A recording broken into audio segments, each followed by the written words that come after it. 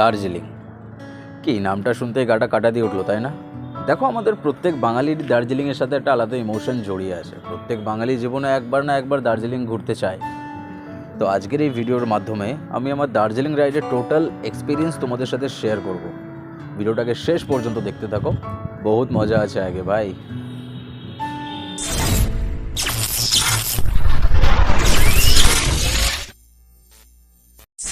মোটামুটি আজকে আমাদের রাইডটাকে শুরু করতে চলেছি আমরা। এখনো দুটো গাড়ি লাইন আপ হয়েছে জাস্ট ভাই, এখনো দুটো গাড়ি আসা আমাদের কাছে বাকি আছে।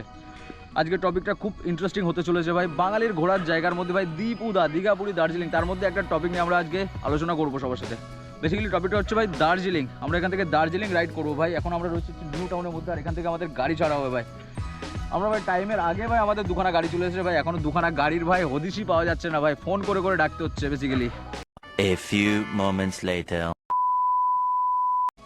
2 ঘন্টা কে লেট করে ভাই? 2 ঘন্টা কে লেট করে? তুমি লেট করো? তোমার বেটা প্রত্যেকবার দুর্গাপূজার সময় তুমি লেট করেছিলে ভাই। গাড়ি স্টার্ট করো সবাই, চলো ভাই। সবাই রেডি। এ সব সময় লেট। এই তুই 1 ঘন্টা লেট করে এসছিস ভাই। মেকআপ করছিলে ওই জন্য লেট হয়ে গেছে। রাহুল কি শাড়ি পরে? আমি রাহুল হয়তো শাড়ি পরে আসছে, আমি তাই ভাবছি। চলো চলো চলো ভাই, চলো দার্জিলিং আমরা আসছি। চলো চলো চলো ভাই, আমাদের ফাইনালি এখান থেকে গরু রাইড স্টার্ট হয়ে গেছে। ও ভাই, এখান থেকে আমরা ধরবো হচ্ছে বিশ্ব বাংলা সরণি ধরে আমরা লেক টাউন পেরিয়ে যাবো হচ্ছে, ওখানে সুস্মিতাকে পিক করব, ওখান থেকে আমরা আমাদের রাইডটাকে স্টার্ট করবো ভাই।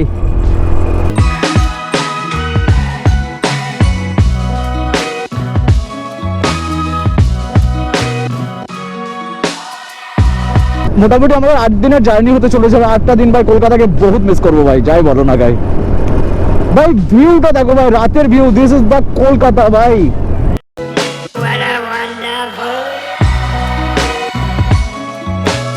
A few minutes later. এতক্ষণ পরে আমরা চলে এসেছি ভাই সুস্মিতাদের বাড়ির ধারে বাড়ে ভাই। এবারও বাইরে আসবে ভাই, এখান থেকে চলে যাবো ভাই। রাহুল আজকে পুরো 2 ঘন্টা লেট করে এসেছে ভাই, ভাবা যায়? রাহুল আমাদের জিনিয়াস। হ্যাঁ, মুতে নাও নয় গাড়ির ওখানে গিয়ে। ছোবড়াটা দেখো আমাদের দর্শককে, সর্দি করেছে দেখো কাণ্ড, এত সিগারেট খায়। ম্যাডাম একটু হাতটা দেখিয়ে দাও তোমার, ছোট্ট করে। নাম কি আপনার? সুস্মিতা। ভুলভাল কথা বলবে না এখানে ভাই। ভাই এবার আমার গাড়িতে ভাই ব্যাগ লাগছে ভাই। ভাই আমি হাতের জন্য বাঁধতে পারছি না ভাই, দয়া করে এদেরকে ভাই ঘুষ দিয়ে ব্যাগ বাঁধাতে হচ্ছে আমাকে। বুঝটা কি আছে? ঘুষ একটা বিড়ি। বেসিক্যালি ভাই গাড়ি 2-3 বার আমার গাড্ডার মধ্যে পড়ে ভাই স্টার্ট বন্ধ হয়ে গেছে ভাই। লিটারালি ভাই গাড়ির মধ্যে একে তো ভাই গাড়ি আমাদের ওভারওয়েটেড আছে ভাই। আমরা দুজন করে বসে রয়েছি ভাই, পার গাড়িতে ভাই আমরা দুজন করে বসে রয়েছি। প্লাস হচ্ছে ভাই পেছনের লাগেজ ফ্যাগেজ আছে আমাদের ইত্যাদি। আমাদের ভাই বেরিয়ে গেলো ভাই বুলেট নিয়ে। রাহুল এখনো ভাই পেছনে পড়ে রয়েছে। আসলে শাড়ি ফাড়ি পড়েছে তো ভাই, ওর অনেকটা লেট হয়ে গেছে ভাই, কিছু করার নাই।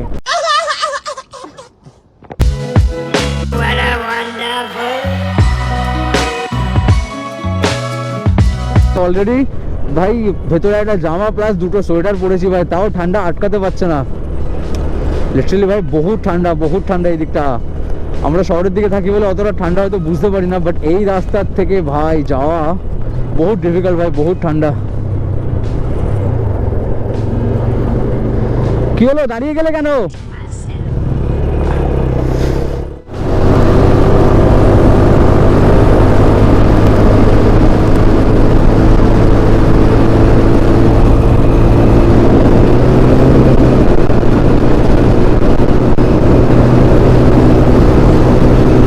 যেহেতু আমরা রাতে বেরিয়েছি, তো তেমনভাবে কারোর ঘুমও হয়নি না, ঠিকমতো খাওয়া দাওয়া। এবারে ঝামেলার বিষয় হচ্ছে একটা ভালো ধাবা খুঁজে বার করতে হবে, যেখানে আমরা সকালে ব্রেকফাস্ট সারতে পারবো। কিন্তু যাওয়ার পথে এই সুন্দর সানরাইজটা দেখে আমরা সকলে দাঁড়িয়ে পড়েছি। Many months later. চলো এবার সামনে কোথাও একটু দাঁড়িয়ে ব্রেকফাস্ট করে নি। 8টা বাজতে মোটামুটি আর 4-5 মিনিট মতো বাকি আছে। সামনে কোথাও দাঁড়িয়ে একটু ব্রেকফাস্ট করে নিয়ে 8টা বাজতে 4-5 মিনিট মতো বাকি আছে।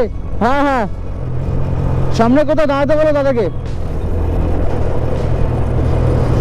চলো ভাই, মোটামুটি 8টা বেজে গেছে ঘড়িতে, মানে 8টা বাজতে 5 মিনিট বাকি এখন। আর মোটামুটি আমরা এবারে ব্রেকফাস্ট করবো ভাই, কারণ এবারে দেখো রাত্রির বেলা তেমনভাবে কেউ খেয়ে দিয়ে বেরোয়নি ভাই, তো সবার ভাই ভয়ঙ্কর খিদে পেয়ে গেছে ভাই। সুস্মিতা তো একটা আস্ত পাঁঠা চিবিয়ে খেয়ে ফেলবে ভাই। সামনে দেখো ভাই একটা কিসের এটা গেট আছে ভাই, কে ভাই নামটা ঠিক করে আমি দেখতে পেলাম। বেসিক্যালি এই জায়গাটার নাম হচ্ছে পলাশি। আমরা সবাই ছোটোবেলায় ইতিহাসের বইতে পড়েছি পলাশির যুদ্ধের কথা, তো এটা সেই পলাশি। খুবই লজ্জার ব্যাপার আমার কাছে যে আমি চিনতে পারলাম না। তারপর ধাবাতে যা ডেঞ্জার ব্রেকফাস্ট হলো আমাদের, সেটার রিভিউটাও একেবারে দেখে যাও। চলো ভাই, ইতিমধ্যে আমাদের সকলের ব্রেকফাস্ট হয়ে গেছে ভাই, কমপ্লিট। এবার আমরা আবার রাইডটাকে স্টার্ট করব, কারণ এখনও আমাদের কাছে প্রায় 400 কিলোমিটারের কাছাকাছি রাস্তা পড়ে আছে ভাই। জানি না কীভাবে কভার হবে। এখনও অবধি আমাদের কাছে রাইড কমপ্লিট হচ্ছে প্রায় 200 কিলোমিটারের মতো। এখনও মোটামুটি প্রায় 400 কিলোমিটারের মতো আমাদের কাছে রাস্তা পড়ে আছে ভাই। 400 কিলোমিটারের কাছাকাছি তো।